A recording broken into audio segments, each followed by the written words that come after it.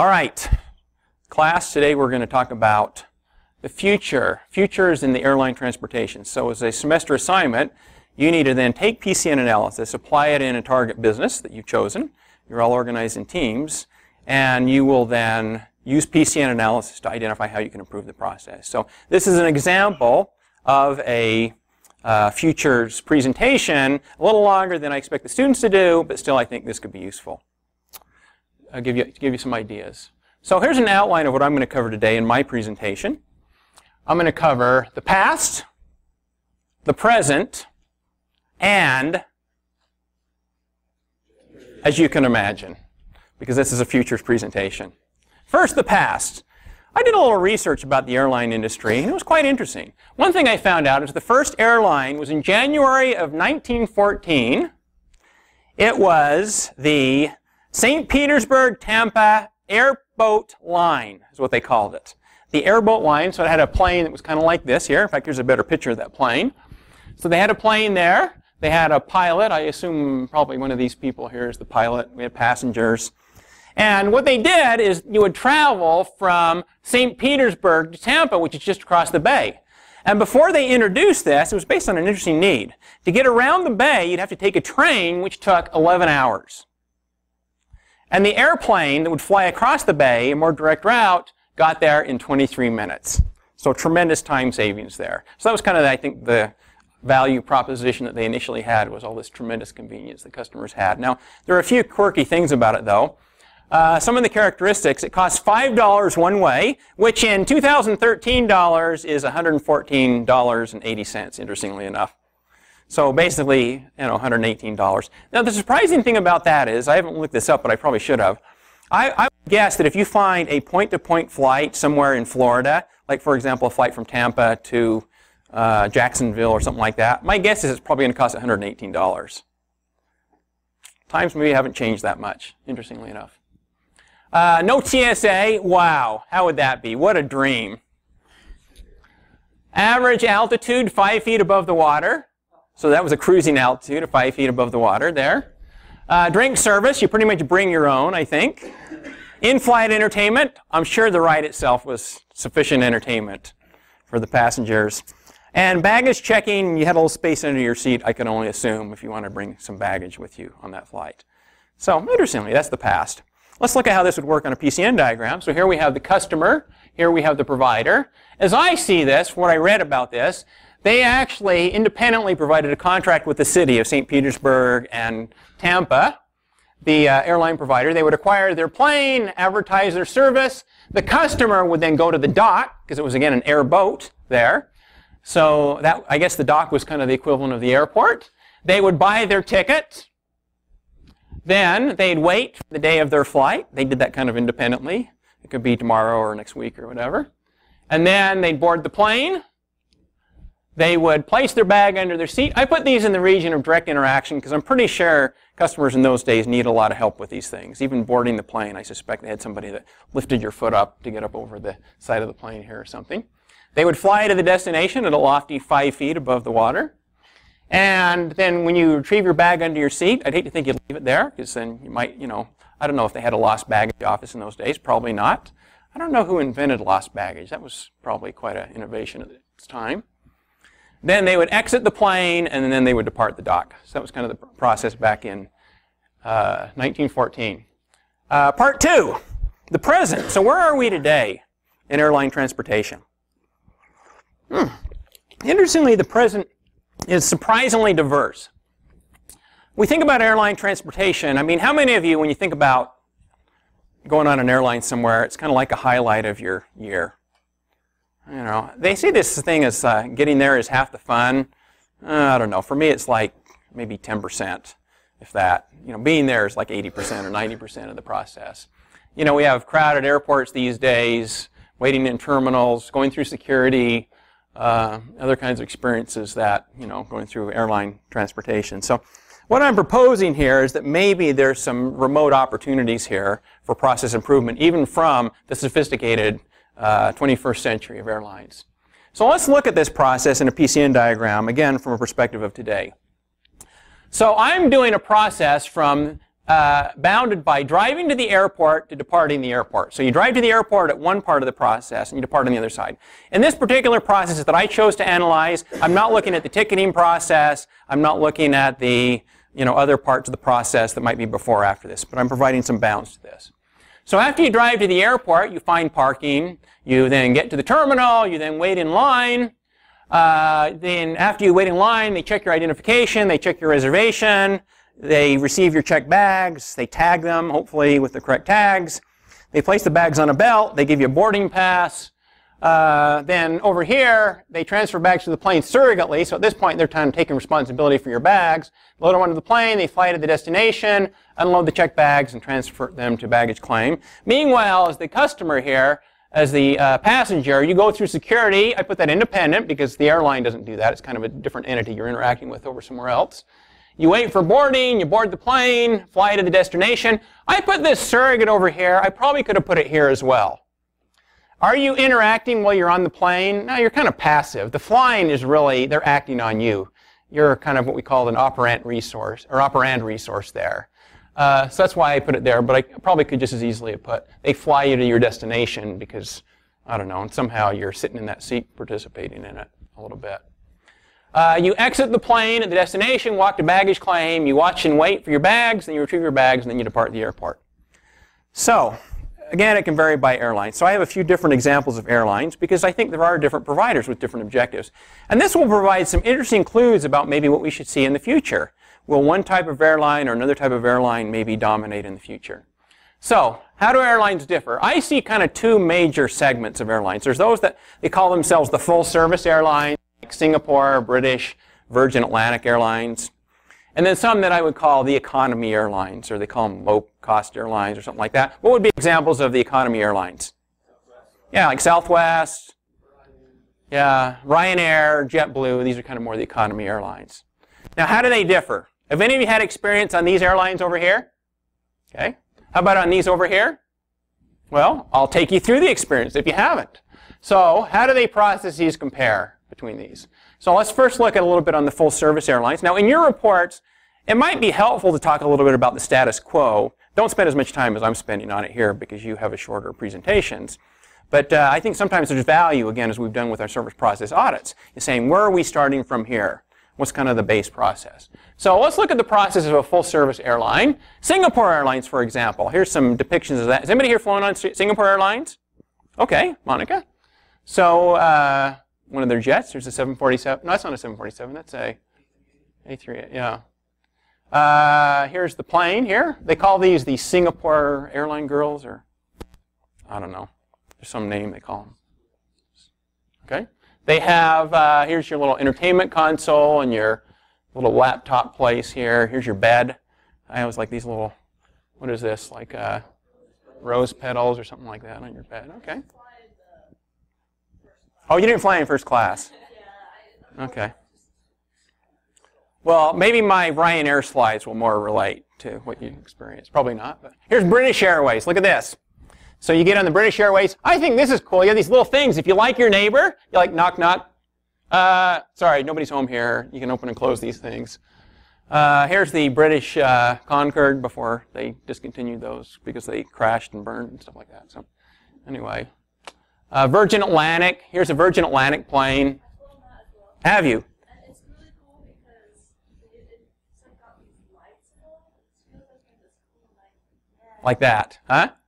They have lights above and these little stations you're in, your little cubicles there, and the little bartender there if you want to go get something to drink or sit and chat or something like that. Okay, it's Virgin Atlantic. So let's look at the Virgin Atlantic process. Is that okay, Monica? So let me see. I hope I'm accurate with this. Now, this is actually not the Virgin Atlantic process. This was our base process we looked at earlier. Let's see how Virgin Atlantic might differ from the base process. So some of the things that I looked at were driving to the airport. With Virgin Atlantic, if you're in their upper class, they call it, you don't drive to the airport. How do you get to the airport? They come pick you up. So they send a limo to pick you up there. The limo takes you to the airport, which means you get to skip all these steps. In fact, when you get in the limo, they'll even take care of, like here in this picture, they're taking care of the passport, things like that. Let's see, you get to the airport. Well, actually, what you do is you head to the Virgin Atlantic Clubhouse. Monica, have you been to the Virgin Atlantic Clubhouse? Okay, not the upper class. You're upper class in my book, but sounds like not in Virgin Atlantic's book. So if you haven't seen this, which means probably everybody here, we haven't seen this. Here's an example. It has like a sitting area there, these little kind of spacey, seedy things there, kind of cool. Although if I said that to a Virgin Atlantic passenger, they'd probably slap me for, you know, using proletariat language describing their castle here. You can get a massage if you want from a Virgin Airlines masseur. They actually have shower facilities and things like that. You can just, you know, freshen up, whatever you want to do. I actually sense these people spend a lot of time in the airport, probably long enough for their beard to grow or something. Okay, so over here, drinks, massage. There's actually, I've heard there's a guitar clinic, beauty therapy, different kind of things like that. Let's see, what happens next? Then you get on the plane. You can work. You can meet with people on the stations there. If you want, you can get something to drink. So that's kind of flying to the destination. You can take a nap if you want, which is kind of nice. You know, comfortable beds there. Do you walk to baggage claim when you land? I don't think so. Why? Of course, they're going to have a limo there for you, and your bags are already there. You know, they bring the bags and drop them off there. So, Virgin Atlantic process. Let's talk about the economy airlines a little bit. Again, maybe, Monica, this was more of your Virgin Airlines experience, but probably not. Probably it was somewhere in between. Okay, well, let's see. So, Southwest. How many of you have flown Southwest? What are these things here? Yeah, it's where you line up there, see? You come get your number, and you hope you have a low number here. Yeah, it's kind of like golf, you know. The lower the number, you win. If you have a lower number. Okay, here they are. Okay, what about JetBlue? They're known for their screens here, you know. Entertainment at every seat kind of thing. They don't give food on their planes, really. They give blue snacks. They call these things, I don't know, junk blue or something like that. I don't know what it's called, but you know, all the snacks you can eat, you know, they'll come by with that. And usually my kids will just say, oh, just give me the whole tray there and go get me a couple more of these things. I'll let you know when I need. No, my kids don't do that. But it's, you know, that's kind of one of the perks they provide there. Ryanair, the low-fare airlines, they actually call themselves Europe's favorite airlines. Have any of you flown on Ryanair before? Well, let me introduce you. Monica, you have? Yeah, in Europe. Okay, yeah. Okay. How was it, Monica? How was flying on Ryanair in Europe? I guess there's a trade-off because it's cheap. Mm-hmm. But the whole check-in process is kind of stressful because there's a lot of people. Okay, check-in is kind of stressful. Yeah. Their bag limit, like I had in a normal airline, it would be considered fine. Okay, normal airline. Yeah. Yeah.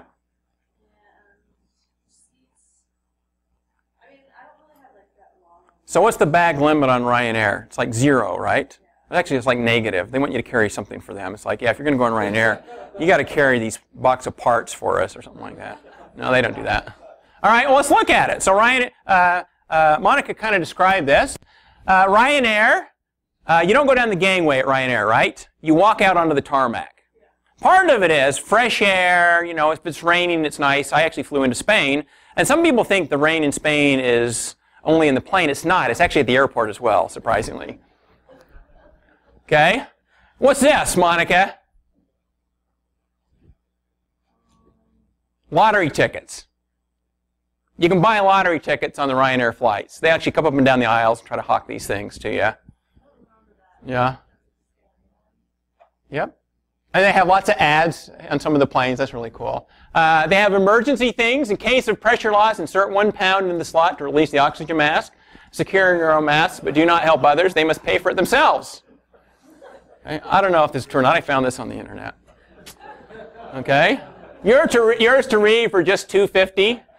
Okay? It's a point-to-point airline. So this was in the Madrid airport. I took this picture. Ryanair is a point-to-point airline, so it's not pointless after all. We therefore do not offer and cannot facilitate transfer for passengers or their bags and their flights, whether operated by Ryanair or other carriers. We recommend the passengers do not book connecting flights on Ryanair services. They recommend it. Now, of course, you can do it if you want, but you are on your own. Ryanair assumes no responsibility for making connections and therefore are not liable for any losses or expenses arising out of failure to achieve a planned connection. Okay? Here we are lining up, again, at the Madrid airport here. So this is the line. This was actually the line. I don't know if this is in front of me or behind me here. No, actually, I was back a little bit because right here, near the front of the line, there was this. And I don't remember this person's name. I can't read it off the tag there. I don't know if I even knew the name. But let's say this person's name is, I don't know, Brunhilde. Okay?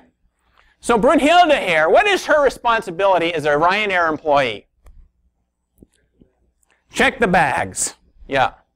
They have this thing here. Your bag has to be no more than 10 kilograms times 1 maximum. If you check it, you get a go. If you don't, you stay. And just enjoy Madrid. Madrid's a nice place, but you know, you just live there then because your bag's too big. So here are people. They're putting their bags in. She insisted that everybody put their bags in the thing. So this guy put his bag in. This woman put her bag in. Unfortunately, she couldn't get her bag out. So with some effort, they got a bunch of volunteers there. It's nice. Lots of volunteerism on Ryanair. Help people get their bag out of the thing. Here we are down below where we're actually going to go wait to get on the tarmac. It's kind of fun there. It's like nice for, it's a togetherness activity. Everybody gets together, you know, kind of cram everybody in there. Here we are walking out to the plane, or rushing out if we want to get a seat. No seat assignments. We get on the plane. Here we are. They board the plane from the front and the back at the same time. Why? They got to be fast, you know. Got to keep their utilization up. We talked about that in an earlier chapter. Here's their happy employees. Why are they so happy?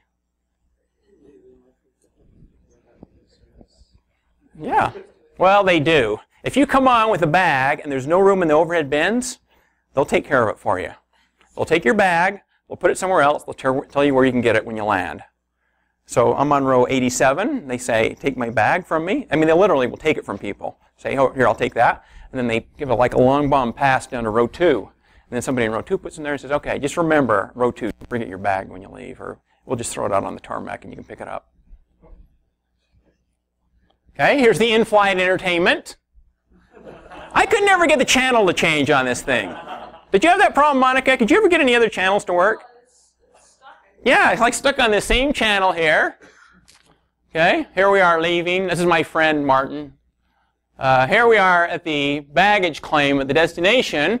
Now, the interesting thing about this is my ticket that day cost €7. This is my luggage. That's not me, but I was taking the picture, so this is the representation of me. I had 2 bags. My first bag on Ryanair cost how much? €15. My second bag cost 35. It actually would have been cheaper for me to book 3 seats at €7 each and like put dummy heads on my suitcases and just, you know, put seat belts on in there in the seats.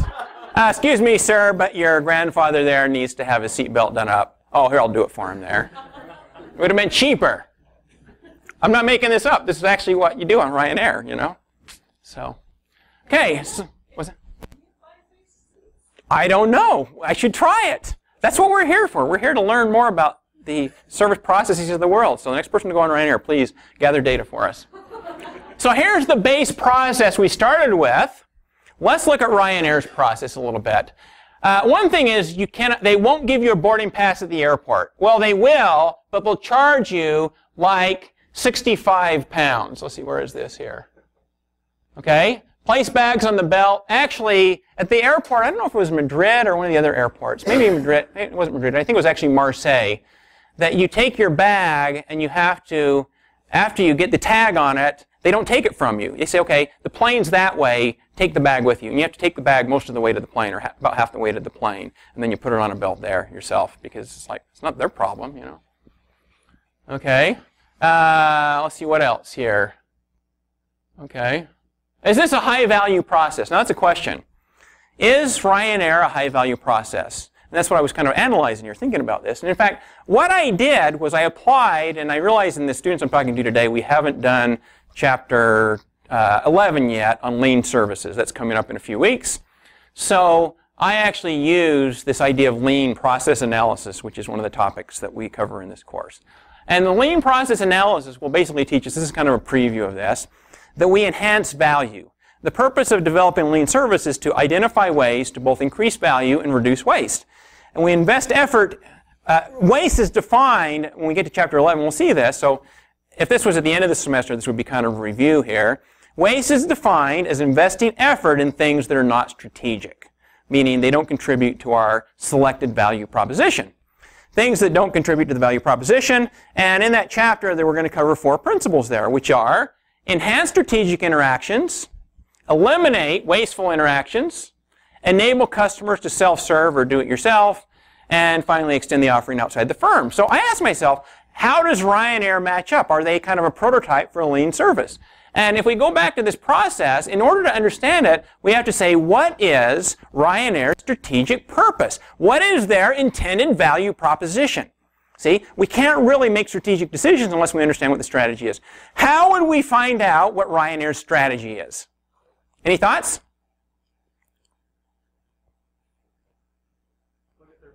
Look at their mission statement. Thank you, Adam. So, I actually went and looked up they have this thing called their passenger charter on their website. And here's what it said. It says, Ryanair is a low-price airline.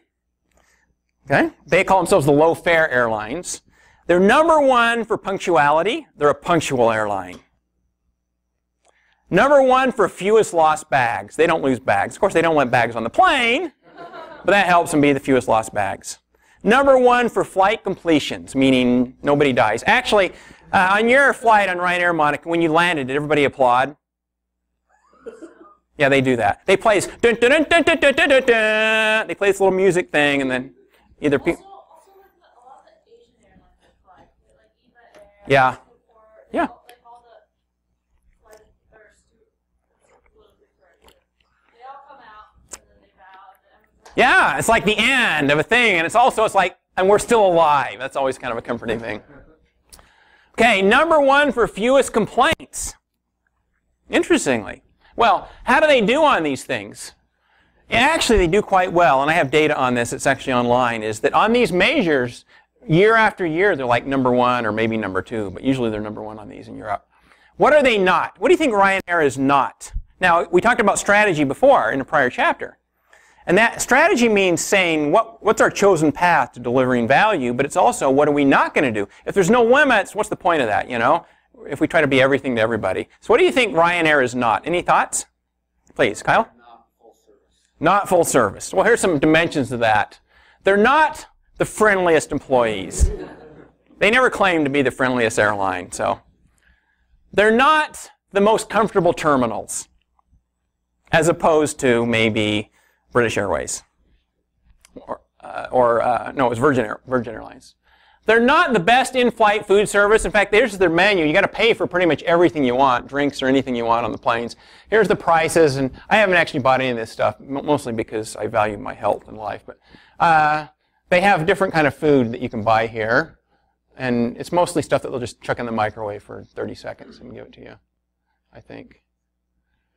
Here's the back of the menu. You can actually buy watches there on the plane. You can buy, you know what that is there? The London Eye. You know, you're flying into London, you might want to go on that big, Ferris wheel thing they have. You can buy, here's the lottery ticket things, $1 million lottery tickets. You can buy the Stansted Express. It's a little train that takes you from Stansted Airport area down to London and things like that. So you can buy all kinds of stuff there. Okay, they're not the most comfortable seating. So again, I found this online. I didn't make it. So anybody watching this video on YouTube, don't sue me because I just downloaded this thing off the internet. Although I guess I didn't cite who I got it from, but sorry. I'm hungry, you're right. They did forget the headrest. Kill me now. Can you feel your legs? Their seats don't recline at all. That'd be foolish. If your seat reclined, you couldn't cram as many people in. In fact, they actually had a proposal for stand-up seats where you actually stand up while you're on the plane and belt yourself in. Not the best in-flight entertainment. Okay. So, how does Ryanair stack up relative to their strategy? Enhance, eliminate, enable, extend. So you will have covered these things shortly in the course. And as you cover these things, let's see how we apply them. Let me show you how I applied them here. Let's look at the Ryanair process. So again, I kind of took you through the process a little bit. First, do they enhance strategic interactions? What's strategic for Ryanair? How do they define themselves from the prior slide? Low fare and what else? Punctual. Okay, efficient. Look at this. The baggage thing. Do you think they have problems with people there with too big of carry-ons that don't fit? Isn't that what slows down most airlines' boarding processes? Ryanair doesn't have that problem. Why? Those people are still in the terminal trying to find a flight on another airline or trying to buy a bag that's smaller. Okay? That makes sense. Do we like this? Do we like the fact that they force everybody to put their bag in that thing? Do we like it, Monica? Yeah, we like it if they do it to the other people. But you know what? They're loyal customers, and they have very loyal customers. They wanted to do it to everybody because they comply. I actually bought a Ryanair bag. I had to buy it from the UK, but it's a bag that's Ryanair, their dimensions. In fact, that's my next thing here. I'll show you this. So that's what they do. We talked about this. Eliminate valueless. You know what a valueless interaction is? It's just a waste of time. It's these darn boarding passes. So what Ryanair does, they'll give you a fee. If you don't have a boarding pass and you show up at the airport, sure, we'll print one out for you, but it's going to cost you. That makes sense.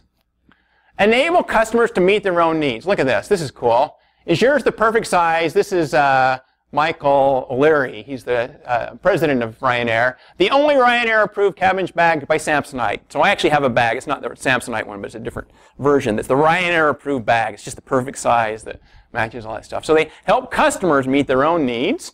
Extend the firm offering outside the firm. Does Ryanair do that? Do they provide value that's beyond their core competencies? Like gamblers, yeah, buy lottery tickets, tourism and stuff like that. You can buy all kinds of things. You can buy train transfers and all that kind of stuff while you're on the plane. So it's actually, you're getting value even as you sit there on the plane. There's value that you can realize that really isn't directly coming from Ryanair itself. So what I would suggest is this is a very lean service. Some people don't like it, but they're probably not in the target market there. But interestingly, Ryanair is wildly profitable. In fact, this past year, in 2013, Boeing and Ryanair, this is from the New York Times, they agreed to a deal for 175 new jets. How many airlines in the world today do you know are buying 175 new jets besides Ryanair? It's just not happening. So what we see is, because of the fact that they're lean and they understand the needs of their target market, and they strategically define themselves around it and execute on that, they have a very loyal customer base, and as a result, they've been tremendously profitable. So, last part of my presentation, which is the main part. So for your presentations that you're going to give in this class, this is what I want you to spend the most time on, is on the future.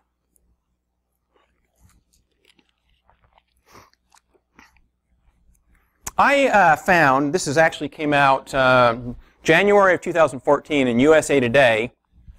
It was the future of aviation, airline leaders' predictions. So I actually got some predictions, interestingly. I did a little research on this. Some of these predictions came from like the CEO of Southwest. He said we'll have fewer airlines, but they'll be bigger, stronger, and healthier. Bigger airlines, okay? This is the CEO of Delta. He said the real utility of the small planes has come and gone.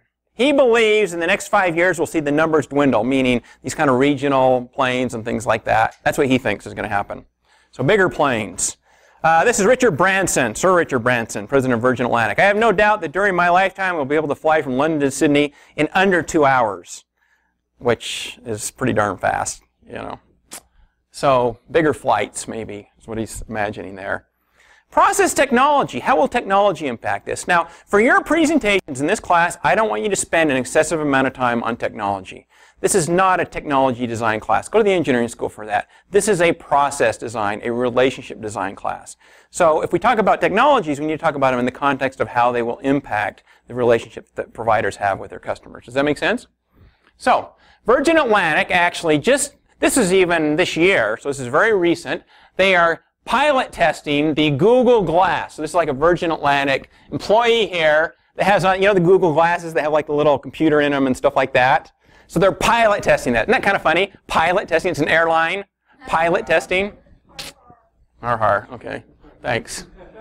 From the minute upper class passengers step out of the chauffeured limousine at Heathrow's T3, this is from the website here, Virgin Atlantic's website, Terminal T3, they're greeted by name. Virgin Atlantic staff wearing the technology will start the check-in process. So they see them, there's a little camera there, and it does face recognition, and then they call them by name. And I mean, it's probably too much to say, can you show me your passport? And then say, oh, hi, Fred, or whatever it is like that. That's probably not good enough for this, I guess. At the same time, they'll be able to update passengers on their latest flight information, weather and local events at their destination, and translate any foreign language information. I don't know, that could be cool, you know.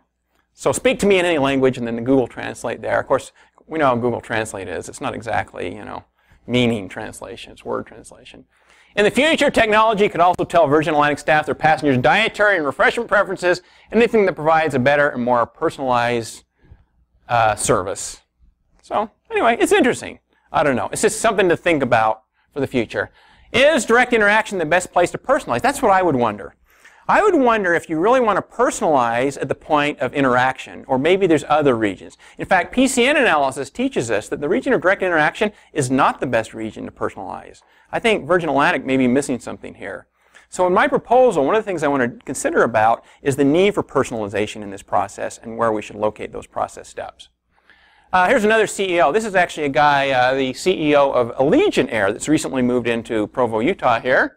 What he says is he thinks that in the future, the next 5 years, there will be about increasing automation and decreasing labor costs, so that technology that might not enhance the interactions but actually might eliminate the interactions in the language we use in talking about lean services. The industry has already implemented mobile boarding passes, bag drops, and even self-boarding. Ryanair as an example. These processes will become more prevalent and significantly reduce the number of employees and customer needs to interact with. So I present these, and again, in your presentations, you don't have to go into nearly as much detail as I do, but I present these to think about what evidence do we have about trends, what they might be, and what does PCN Analysis tell us? Because I actually think PCN Analysis is going to tell us that some of the CEOs of airlines are probably going to be wrong. So, we'll see. What he's talking about is the concept, and again, in this class we haven't discussed it yet, but we will, deservitization. So I decided to do a little piece of my presentation talking about deservitization. What is deservitization? It's when we reduce the interactions, where we substitute surrogate interactions or other types of processing there. So deservitization is involved in two dimensions. One is service commoditization. The customers conform to standard processes, meaning the customer conforms to you as a provider, not you conforming as much to the customer. Service disintermediation, which is the second part of deservitization. Again, we'll cover this when we have chapter 12. In that one, the customers assume more responsibility for meeting their own needs. And so in chapter 12, there's a lot of detail about deservitization, about what it is and how it changes the organization, strategic positioning, and process steps. And in that chapter, there's a quote that we will read, that you will read, is, in the absence of meaningful innovation, deservitization will always increase. So we'll talk about that when we get to chapter 12.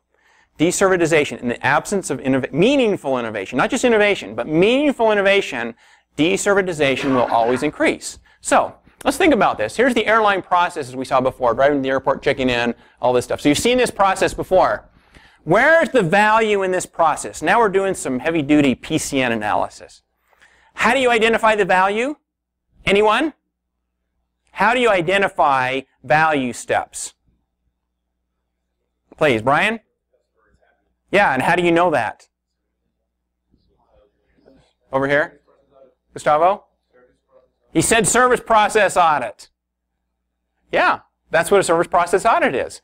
It's an opportunity to identify the value. So in my process, we talked about this. In fact, Stein asked this question. How do you know if what is reported in a service process audit is representing of customers in general or such like that? We have to identify the what, Stein? The segment. So, what customer segment are we going to look at? For my study, I chose this customer segment. Any of you know who this is? Yeah. That is. And you know who this is over here?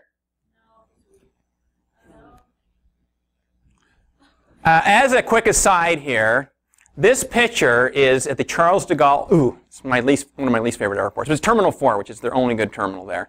This is a picture taken at Terminal 4 of the Charles de Gaulle Airport when I was there a few years ago. And Dr. Snow and I, we just come back from Italy or somewhere like that, but at a conference. And anyway, I got this picture from my next door neighbor, 2 doors away from my house, because his like relatives, his sister-in-law or somebody like that, they'd just taken a trip to Europe, and they were showing their slides, their pictures. And they were all sitting there watching them on the TV or on the computer or whatever, and going through. And they got to this one, and they skipped over. They said, oh, sorry, that was a, see, here's the family here. This is the little girl here. She bent over just as they snapped the picture there. And that's what she took a picture of. And my neighbor said, after he went to the next one, he skipped over this, he said, wait, go back. He said, I think I know that guy. And he said, he showed me, send me the picture, and this is the picture, was me, completely candid there. I had no idea I was having my picture taken. So one thing is, that just says, make sure you're wearing your nice Hawaiian shirts when you travel, and comb your hair.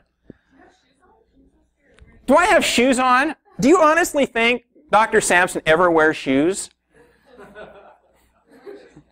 These are slippers. You didn't know I wear slippers? I always wondered if students thought I was wearing because I wear slippers all the time. Okay. You sit on the back row. Okay, so if we analyze this segment, so what I'm going to do, as Stein suggested earlier, we need to figure out what is this segment here. So as I describe the segment, it is casual business travelers, not road warriors. That's kind of me. So I'm kind of describing myself here because for my study, I chose myself as a segment. I'm on an expense account, so I'm not paying for things myself. I actually value, I'm only moderately price sensitive, but I value comfort and convenience. That's what I really want. I want good connections. I want, good flight times and reasonable hours of the day and stuff like that. Like the comforts of home, My goal is to arrive with minimal discomfort. And you can see, do I look comfortable here? I'm pretty comfortable there. Okay, so let's look at the airline process and the value. Driving to the airport, that segment, I speak by experience, they hate it. They hate having to drive to the airport. It's so stressful. It's the most stressful driving because if there's traffic, it's like, oh no, maybe I'm not going to make it or stuff like that. Tremendously stressful. Finding parking. I usually park in row H at Diamond Parking. But if there's not spaces, I don't know what to do. I don't know. I'd probably just abandon my car on the side of the freeway or something like that. Waiting in line. How long is this line going to be? Okay. These are all cost steps, I don't know. It's actually kind of nice to talk to the people there at the counters, but kind of cost steps to the airline. Over here, transferring bag. These are all kind of cost steps as well. They all cost the airline money.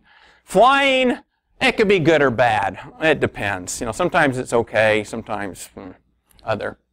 Unloading the bags. Over here, these steps. Going through security, I'm sorry. If any of you, I hope it doesn't offend you, but I don't like going through security. It is not the highlight of my day. Probably my favorite part of it is when I do it's called acute ticklish syndrome. It's kind of a thing that you pretend like you have if they're ever like shaking you down there with a thing. You start laughing, And then they come to do it and you say, no, I'm okay. I just have acute ticklish syndrome. And then when they come to you do that. And you do that for a few minutes and get some laughs and you get thrown out of the airport and stuff. So anyway, otherwise I don't like the security thing a lot. Waiting for boarding. Oh, man. I don't know. Boarding the plane, walking the bag claim. Sometimes I honestly, like Charles de Gaulle, you walk like 2 miles to get anywhere in that airport, Everything is far apart in that airport. That's probably why the French people must live longer because they have to walk so far in their airports or something. Watch and wait for the bags. Sometimes, my bags are always the last to come out. I don't know why that is. They're always the last. And finally, departing the airport, a ray of hope that we have in this process. All right, PCN analysis. Let's do something with it, okay? This is what we do with PCN analysis. Let's look at some options. I'm going to start at this little piece here. Driving to the airport. What are some options for that? Well, I could drive my own vehicle. Independent processing. We already know that's a loser for this segment, right? What about driving to the airport? Passenger drive the provider's vehicle, like a rental car or something like that. Just as bad, okay, for this segment. This is highly customized. I can leave when I want, which in some cases it's not quite on time. High customer involvement, horrible economies of scale. Every passenger is driving to the airport on their own, okay? Massive carbon footprint for this alternative. Okay? So again, we think about it from the perspective, Stein, right, of the target customer segment, and they say, loser. Okay? Not a good alternative. Drive to the airport, surrogate. This is where they come pick you up. They come and provide somebody to come pick you up. I like that. As a customer, I love that. Okay? Very customizable, but this is the least efficient. That was on the exam, right? This is the least efficient alternative here. Is having direct interaction with this. I shouldn't have said it's on the exam because some people are going to watch this video in later semesters and I might still use that exam question, but oh well. Let's cut that out.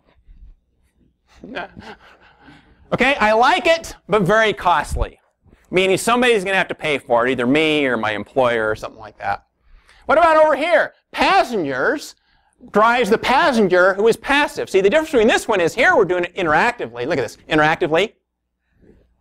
Hey, let go of my wife's hand. Oh, that's the bag. So, over here, surrogate, the passenger is passive there. So it's like taking the rail, air, bus, something like that.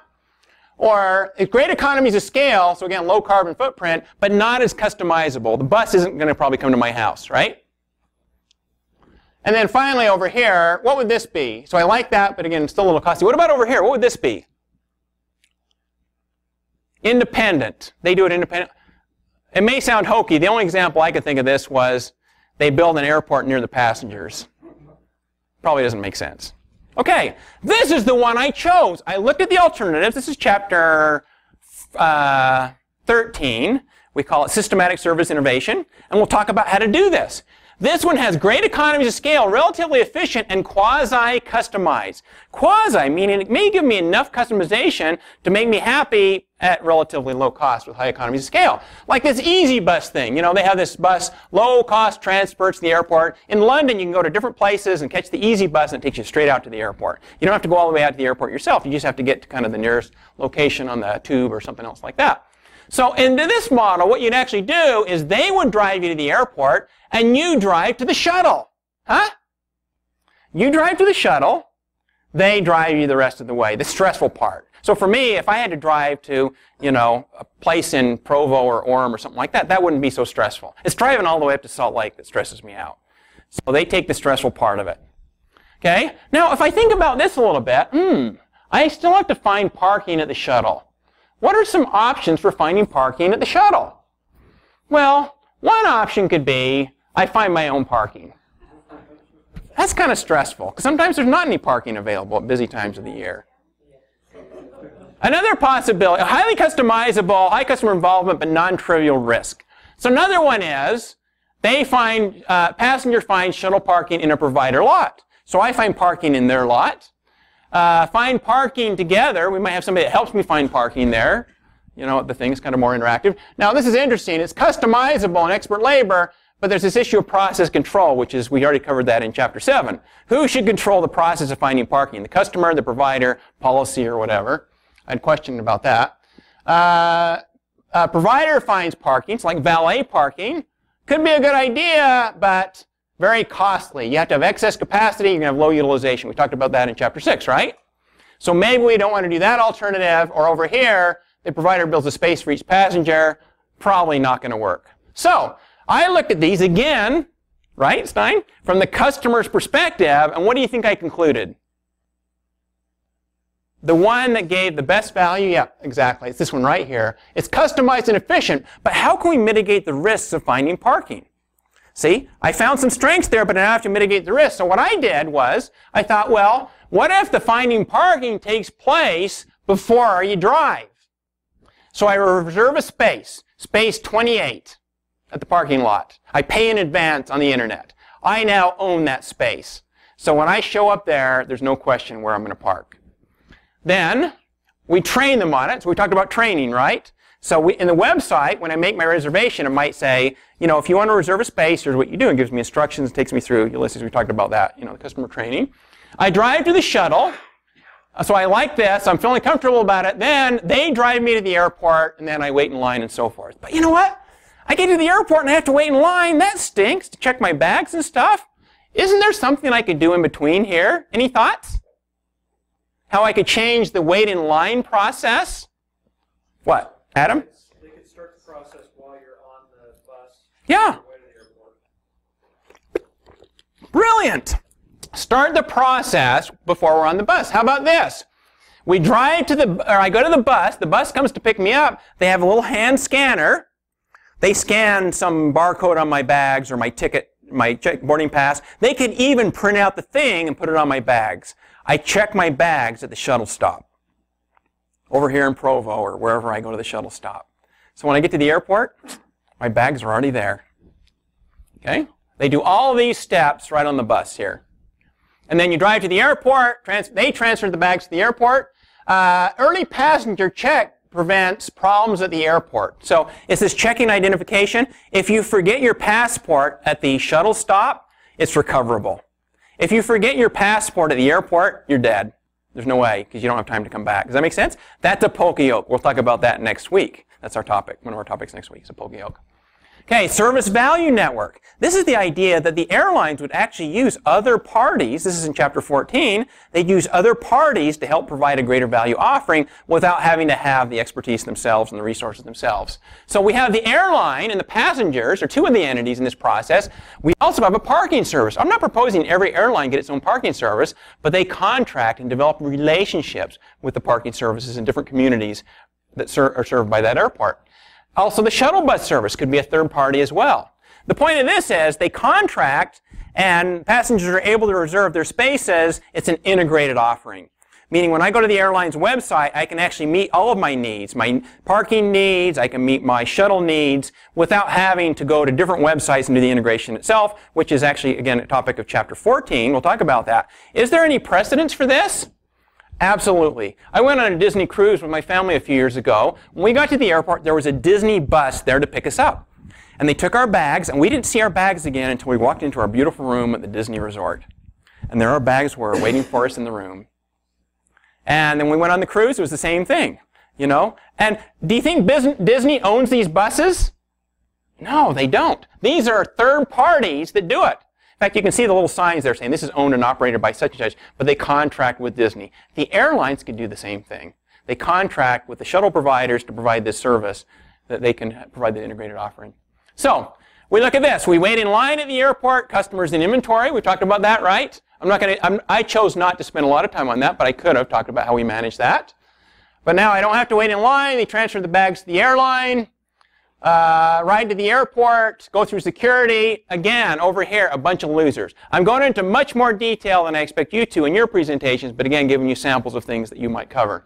So I looked at things I could change in this part of the process. I thought, on the other end, what if I had a shuttle that took my bags and dropped them off at the airport? Or dropped them off at the shuttle station, or wherever it is like that. So I could eliminate all of those. Instead, what I would do is you exit the plane, you walk to the shuttle. As you're walking on your cell phone app, what do? You check the status of your bags. Did your bags arrive? You just type in your airline confirmation number, and it says, yep, your bags are on the shuttle bus. And then you go to hotel parking, you might take a shuttle bus, and you're happy. So again, ways of turning all these frownies into smiley faces. And also a great revenue source for airlines. All right, so here's where we are. Boarding the plane, flying. Let me do these. Can I take a few more minutes here? I know we're short on time. Can I take like 5 more minutes so I won't have to do this next time? Is that all right? If you don't want to do this, then you can get up. I had a few things about flying to destination that I kind of added later, but you don't really need this because I've already kind of covered these things. But again, it illustrates what you could do in your futures reports. Meister psychology of waiting, occupied waits. How are you occupied on the plane? What do you do on the plane while you're flying? Wait for your drinks, maybe watch movies or something like that. So I wanted to think about this a little bit, about how psychology of waiting impacts the quality of the wait, the perception. I've been on 12-hour flights that seem like 3 hours to me. I've been on 3-hour flights that seem like, I don't know, a lot longer than that. So time doesn't pass at the same rates. So flying to the destination. So again, this is kind of a presentation in a presentation here. You sit on the plane surrogately. They procure food and beverage. They offer it to you. You look at it. This is actually a picture of apparently some British Airlines food there. You listen to the options. If anything is good, you eat it. If not, you go hungry or eat your own food. Then you sit on the plane some more. And then you read the in-flight magazine. We know how those are. They procure the in-flight magazines that you have available there.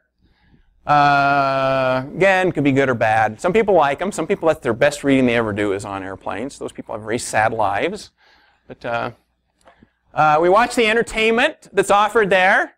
I'm not exactly sure their basis for selecting the entertainment here. I mean, this is one that actually demonstrates it. They procure their entertainment here. This one, I don't know if you can see this. It's kind of small. I'll blow it up here. The movie playing is Dumb and Dumber. Do you ever have the feeling that the movies that they play on airlines are either dumb or dumber? Yeah?